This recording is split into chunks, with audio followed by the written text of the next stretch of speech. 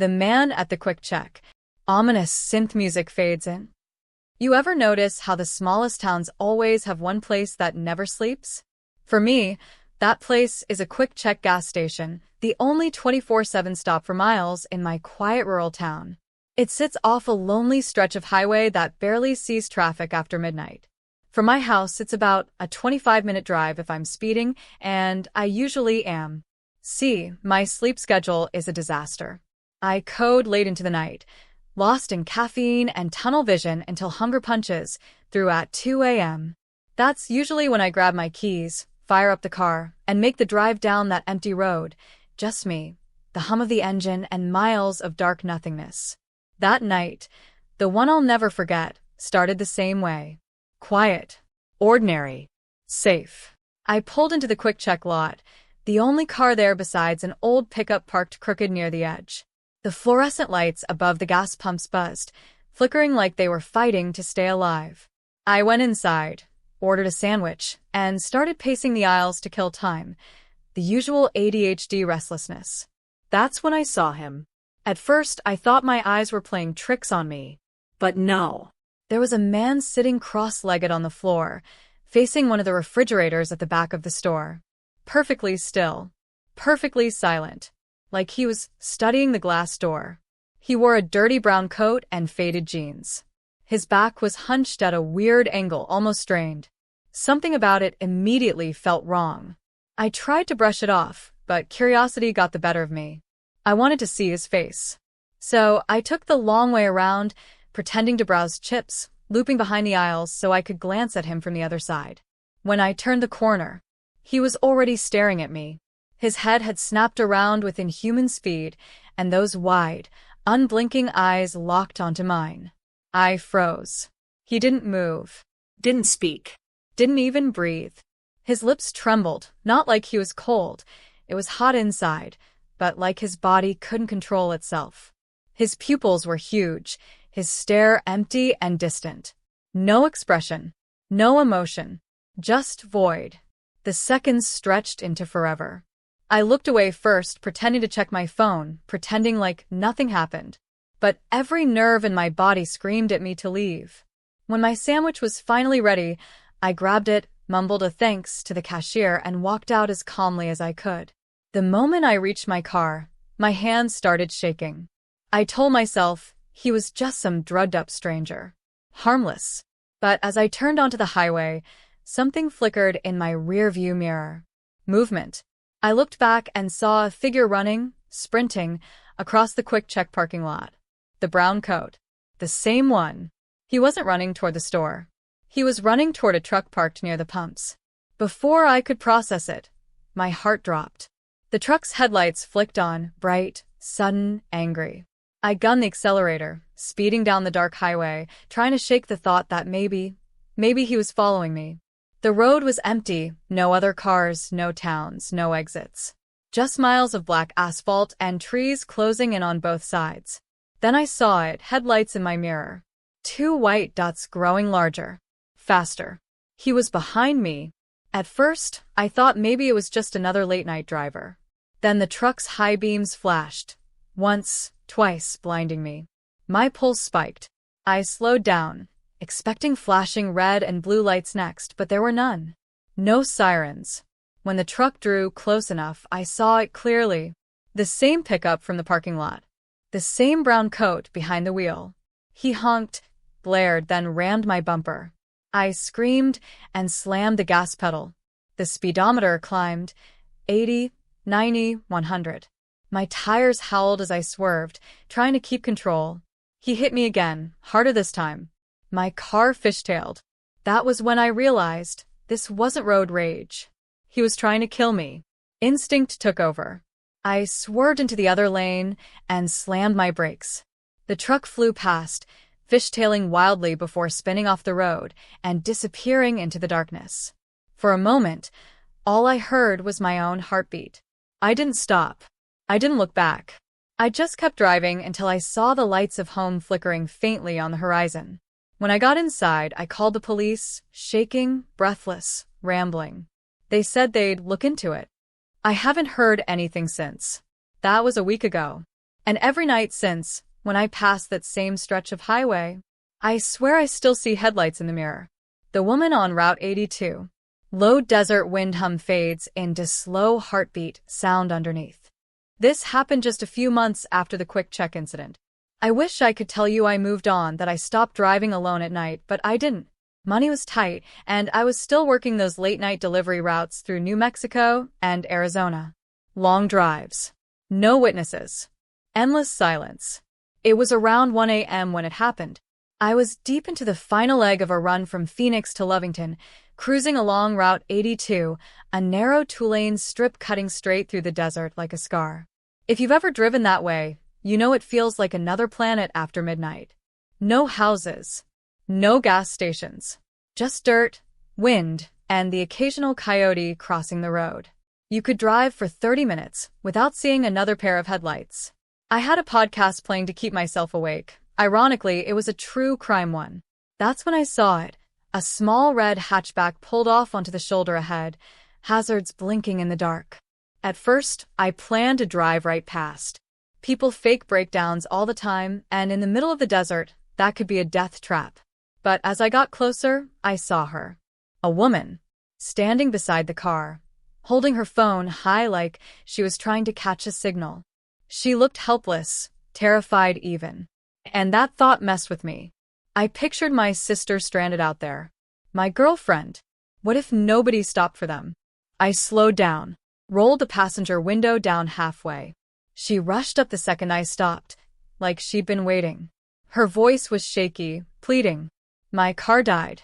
I just need a ride to the nearest gas station. Please. Something about her felt off.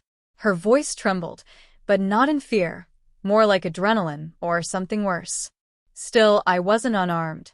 My Glock 43 sat holstered under my steering column. I figured if anything went wrong, I'd be fine. So, against my gut, I unlocked the door. She climbed in quickly, clutching a worn leather purse and mumbling a slurred, "Thank you so much." She smelled faintly of alcohol and gasoline. Her hands were shaking, her nails dirty, her eyes distant, like she wasn't entirely there. As I pulled onto the road, I asked what happened. She said something about her car battery dying, but her words didn't line up. When I asked if she had anyone she could call, she changed the subject, whispering, "Just drive, please." That's when I looked back at her car, and my blood went cold. A man stepped out from behind it. He had been hiding there the whole time. I saw him only for a second, tall, wearing dark clothes, but then another figure stepped into the road ahead of us, holding what looked like a metal pipe. It hit me all at once. This was a setup. My instinct screamed, "Go." I slammed the gas pedal, tires screaming as we shot forward. The woman whipped around to look behind us, shouting something I couldn't make out. Her voice turned sharp, angry, not afraid anymore. Then she reached into her purse. Her movements were frantic, desperate. I yelled at her to stop. She didn't. So I pulled my gun, resting it on the steering wheel where she could see it, not pointed at her, just visible. Her face changed instantly. All emotion drained away. She froze, staring straight ahead, breathing heavy. For the next half hour, we rode in tense silence through that endless desert road. She didn't speak, didn't move, just stared through the windshield like she wasn't really there. Finally, the lights of Artesia appeared on the horizon, the first sign of civilization. I pulled into a gas station where two semis sat idling, their engines humming low in the dark. "Get out," I told her. She hesitated, muttering something under her breath. I opened her door myself. She stumbled out, fell to the pavement, and started shouting incoherently, something about the wrong one. I didn't wait to hear more. A trucker nearby started walking over, looking confused, maybe ready to intervene. I shouted, "She's not safe. Be careful," before jumping back into my truck and speeding away. When I stopped at the next gas station down the road, I checked the passenger seat. That's when I saw it, wedged between the cushions. A burner phone battery and a sealed pack of zip ties. I didn't touch them. I tossed both straight into the trash. I didn't call the police. I didn't call anyone. because somewhere out there on Route 82 was a man waiting behind a broken-down red car, and a woman who never really needed a ride. Perfect. Here's Chapter 3, written in the same cinematic, dark realism style, built for maximum watch time and tension. It connects naturally to the previous chapters, the same eerie highway horror universe where quiet places hide the most disturbing people. The woman in the gas station bathroom. Soft static fades in a low hum, like an old fluorescent light buzzing. By the time this happened, I had started to think I'd escaped whatever curse followed me on those empty highways. But I was wrong. What happened that night, what my wife and I lived through, still makes me avoid gas stations after dark. It was summer of 2023, somewhere along U.S. Route 400 in western Kansas, a place so empty it felt like the world had ended miles ago. No lights, no towns, just cornfields and long shadows stretching across the road. We'd been driving all day, crossing state lines and listening to old music. By nightfall, my wife had fallen asleep in the passenger seat. Around 10 p.m., I spotted a tiny gas station glowing like a lonely lantern in the dark. I pulled in to refuel and grab snacks. She woke up just as I parked. "I'll go use the bathroom," she mumbled, half asleep. I nodded, didn't think twice about it. I wish I had. The gas station was dead quiet. The air smelled like burnt coffee and cleaning solution. Behind the counter sat an older man, motionless, watching something on a tiny TV with the volume turned all the way down. He didn't even look up when my wife walked past. The hallway to the restrooms was narrow, dimly lit, lined with humming soda coolers. When she opened the bathroom door, she nearly bumped into someone coming out, a woman wrapped in a thick purple and green coat. That wouldn't have been strange, except it was 80 degrees outside. Her gray hair was messy, clumped together, her skin pale and cracked. The flip-flops on her feet made this soft slap slap slap sound that echoed off the tiles. In her hand, she clutched a tied-up plastic grocery bag. She stopped and stared. Not a normal glance, but a stare that felt too long, too expectant, like she was waiting for my wife to say something. My wife nodded politely, trying to squeeze past her. The woman didn't move at first, then finally stepped aside, only to follow her inside. No words, no sound, just the quiet tap of flip-flops behind her. Inside, the bathroom lights buzzed overhead. The woman didn't wash her hands, didn't check her reflection. She just stood by the sink, staring again like she was waiting for something. My wife went into a stall and locked it. That's when she realized she'd left her phone in the car. She told me later that her heart started pounding. There was something off, something unnatural about the silence. She waited, thinking the woman would leave. Then came the sound. Slap, slap, slap. The flip-flops moving toward the door. The door opened, then slammed shut. Relief washed over her until she realized she could still hear breathing. Not her own. Someone else's. Slow. Quiet. Coming from near the door. That woman hadn't left. She had only pretended to. For minutes, my wife stayed completely still, hardly breathing, listening to the faint rasp of air coming from the corner of the room. Then suddenly, the door opened again, closed again, and the breathing stopped. She waited, counting seconds. Then came a sound that made her blood run cold, a deep gasp, like someone who had been holding their breath for far too long. Then silence. She didn't know if the woman was gone or just waiting again. Finally, she decided to move. She unlocked the stall door slowly, stepped out, and found the bathroom empty. Empty. But the mirror over the sink was fogged. Someone had been standing there for a long time. She ran out into the main store, pretending everything was fine. The old man behind the counter was still glued to the TV, oblivious. Near the front, a large man was checking out, so she waited, using him as cover to leave. When the door chimed open and she stepped outside, the warm night air hit her, and so did the dread.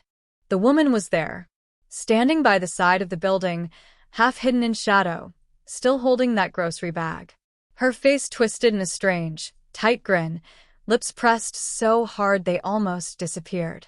In her other hand was something metallic, glinting under the light. A knife? A pipe? She couldn't tell. For a second, they locked eyes. Then the woman crouched slightly, like she was about to run. Instead, she turned and disappeared around the corner of the building. My wife sprinted for the car. When she jumped in, I saw her face, pale, shaking. "What happened?" I asked. She just said, "Drive." As we pulled onto the road, I looked back in the mirror and saw her, the old woman, standing by the edge of the building, watching us go. The same blank stare, the same bag clutched tight in her hands. We never stopped again that night. And to this day, my wife refuses to use a gas station restroom alone. Because sometimes the scariest monsters aren't hiding in the dark. Sometimes they're standing right in front of the mirror pretending to breathe like the rest of us.